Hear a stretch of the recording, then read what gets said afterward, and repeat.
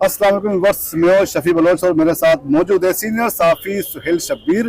तो एक मुहावरा है, जिस तरह लोग तंजिया तौर पर कहते हैं कि ताज जिसका इंतजार आ गया वो शाहकार, लेकिन इसमें हम कुछ इजाफा करते हैं कि आ गई पूरी बारात और उस पूरी बारात को जो है वो समझ के धर लिया गया। तो हम बात कर रहे हैं एमक्यूएम लंदन की, जो गुज़श्ता दिनों में काफ़ी हमें सरगर्मी नजर आ रही थी। मुख्तलिफ इलाकों में वॉल चेकिंग, बैनर्स वगैरह, कुछ रैलियां भी निकली थी एमक्यूएम लंदन की। लेकिन अचानक से हमने देखा गुज़श्ता दिनों मुबैना तौर पर क्रैकडाउन शुरू किया गया एमक्यूएम लंदन के खिलाफ, और बड़ी तादाद में कारकुनान की गिरफ्तारी की भी इतलात मौसूल हो रही है। तो इस पर हम बात करते हैं। गुज़श्ता दिनों हमने एक वीलॉग में भी कहा था कि शायद हो सकता है कि एमक्यूएम लंदन को कुछ ग्रीन सिग्नल्स मिल गए हों और दोबारा से शायद बाइक की आवाज़ भी सुनने को मिले, लेकिन हकीकतन ऐसा कुछ भी नजर नहीं आ रहा। इस पर हम बात करते हैं सुहेल शब्बीर से। जी सुहेल, ये बताए कि अचानक से ओवरनाइट ये क्या हो गया? एक तरफ हम देखते हैं कुछ दिनों से कुछ सरगर्मियां, फिर उसके बाद अचानक से क्रैकडाउन, किस तरह देखते हैं? देखें, ये ओवरनाइट नहीं हुआ।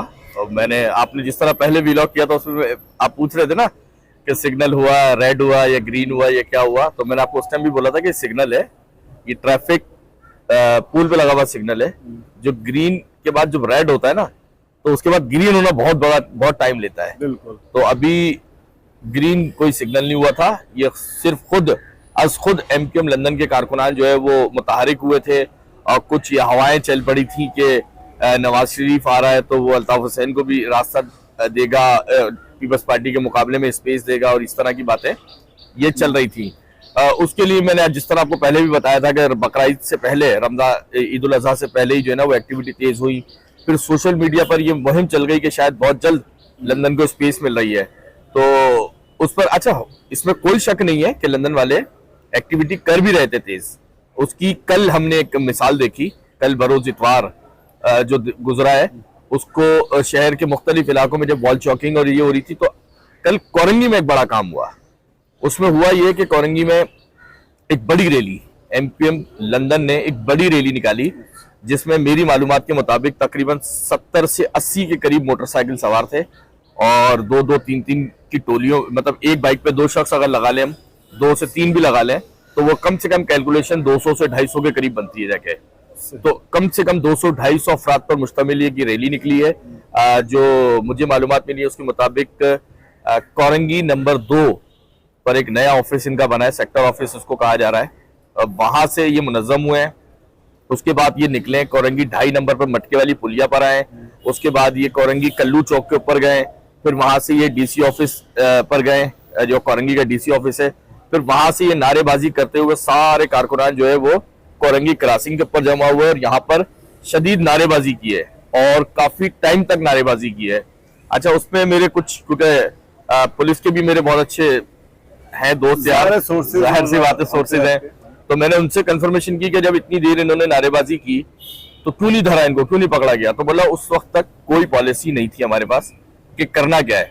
अच्छा, पुलिस के लिए ये बिल्कुल जो है ना वो अनहोनी और नई चीज थी, उनको नहीं पता था।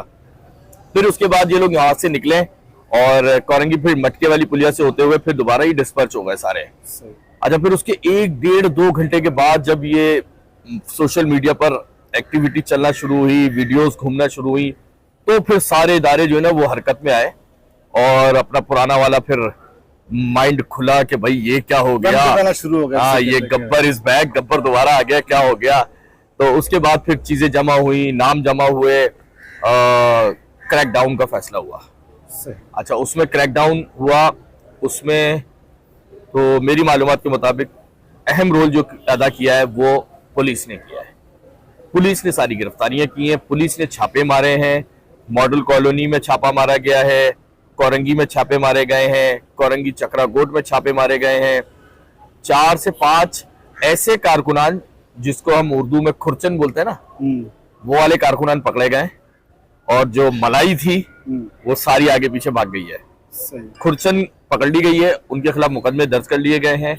अच्छा, मुकदमा जो तादाद क्या बताई जाती है? देखिए, 4-5 तो ऑफिशियल हैं जो गिरफ्तार हुए हैं, और तकरीबन 100 से ज्यादा कारकुनान का एफआईआर में जिक्र है, जो एफआईआर जमान टाउन थाने में कोरंगी में काटी गई है।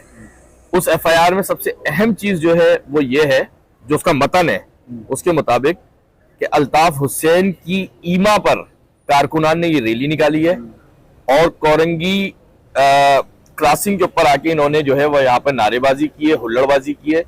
जब पुलिस ने उनको पकड़ना चाहा तो उन्होंने शरपसंदी और हंगामाराई करके वहां से फरार हो गए। ये मुकदमे का मतन है। तो उसमें सबसे अहम चीज ये है कि अल्ताफ हुसैन को दोबारा से नामजद कर दिया है। मतलब उसको हम उर्दू में ये कहें कि अल्ताफ हुसैन को दोबारा जिंदा कर दिया, तो ये गलत नहीं होगा। तो ये सब चीजें हुई, गिरफ्तारियां हुई, और अब जो मेरे पास इत्तलात है उसके मुताबिक कराची भर में गिरफ्तारियां की जाएंगी। इस मामले को कोरंगी इसी एक रैली की बुनियाद पर या वाकई में कोई ऐसी एक्टिविटीज बाकी इलाकों में भी? देखिए, मैं आपको बताऊं, कानून नाफिज करने वाले इदारों की जानिब से एमक्यूएम लंदन पर मुकम्मल तौर पर बैन है, और वो सब कुछ आपको पता है क्यों बैन है। मैं उसकी डिटेल में नहीं जाना चाहता। भारतीय फंडिंग का इल्जाम, XYZ जो भी है, तो वहां से बिल्कुल बैन है। तो फिलहाल उनके लिए कोई रास्ता नहीं है फिलहाल। और कारकुनान जो थोड़े से गर्म हो रहे हैं उनको ठंडा कर दिया जाएगा, 2-4 को जेलों में डाल दिया जाएगा, 2-4 को चमाटे लगेंगे, वो सीधे हो जाएंगे। अल्लाह खैर वालों की तरह पीटीआई, अब कह सकते हैं कि एमक्यूएम लंदन और पीटीआई जो है ना वो एक लेवल पे आ गई है। उनके नजदीक पॉलिसी साजों के नजदीक एक लेवल पे आ गई है कि दोनों को दीवार से लगाना, फिलहाल दीवार से लगाना है। पॉलिटिकल एक्टिविटी मुझे फंसवा देता है ऐसे जुमले बोल के यार, बाद में फिर मेरे मामला खराब हो जाते हैं। हाँ, तो ये सब चीजें हैं। तो अभी तो समझने की जरूरत यही है कि अभी फिलहाल नहीं है। और जब तक सिंध में गवर्नमेंट बैठी है पीपल्स पार्टी की, मतलब अगर कहीं से कोई स्पेस मिल भी जाए तो सिंध गवर्नमेंट तो किसी सूरत नहीं चाहेगी कि एमक्यूएम लंदन ऑन हो, क्योंकि उनको तो ये एमक्यूएम पाकिस्तान बहुत सूट करती है।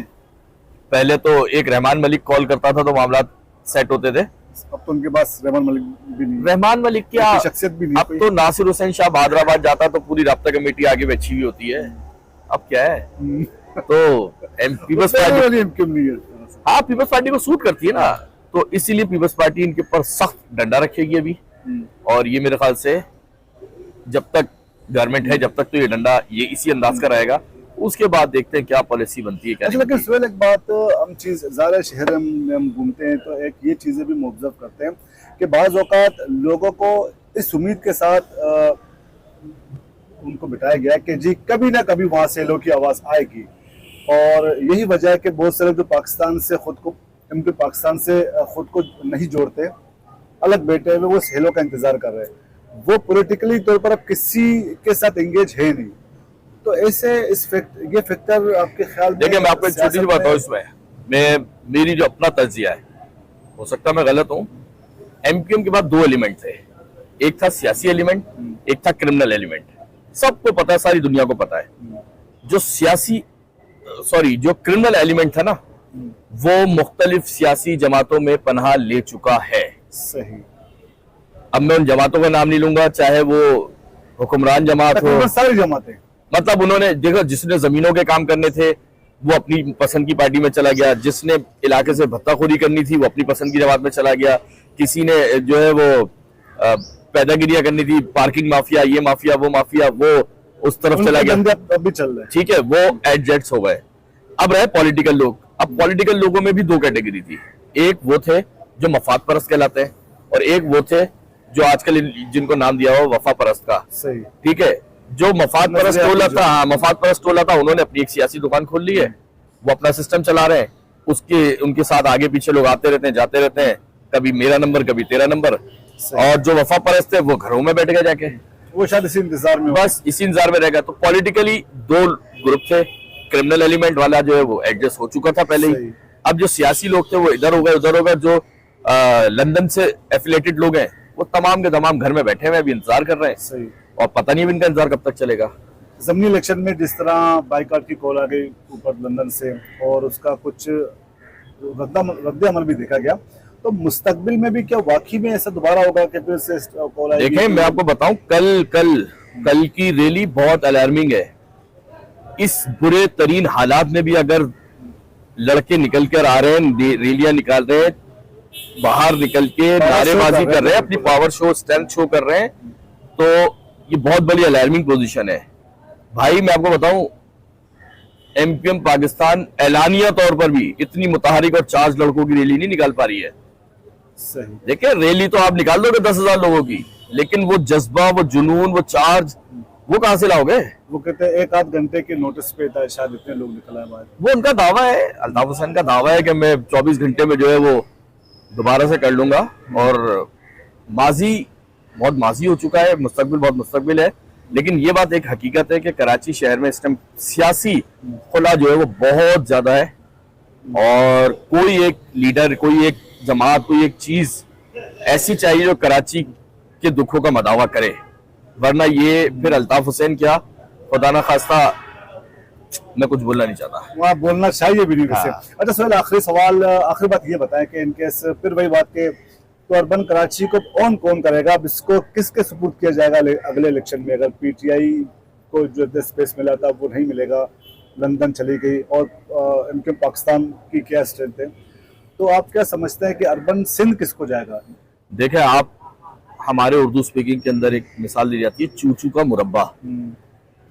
तो कराची में चूचू का मुरब्बा बनेगा, और वो कहते हैं ना, मुरब्बे में से एक सेब किसी के हाथ में, दूसरा केला किसी के हाथ में, किसी के हाथ में कुछ आएगा, ये इसी तरह ये ऐसे ही चलेगा। और फिलहाल नहीं लग रहा कि कराची के हालात फिलहाल आज के दिन तक के कोई पॉलिसी साजों के नजदीक ऐसा कोई फैसला हो कि कराची को तरक्की देनी है या उसके ऊपर कुछ काम करना है। बहुत बहुत शुक्रिया सुहेल। एक तो हम अल्लाह खैर करे लोगों पर, आमीन, सब पर ज़ाहिर है कि अब इतना सब कुछ होने जा रहा है, तो बस यही दुआ करते हैं। और आपसे भी ये इल्तमास है कि आप भी दुआ करें हमारे बाकी दोस्तों के लिए, या ऐसे जज्बाती नौजवान जो जज्बात में आकर कानून को अपने हाथ में ले रहे हैं, जो इस तरह के जो एलिमेंट्स के हाथों में खेल रहे हैं। तो बहरहाल अब तक के लिए इतने इजाज़त दीजिए। अंदर एक और मज़ीद कोई अपडेट होगी वो आपके सामने हम ज़रूर लाने की कोशिश करेंगे। तब तक के लिए इजाज़त दीजिए। अल्लाह हाफिज़।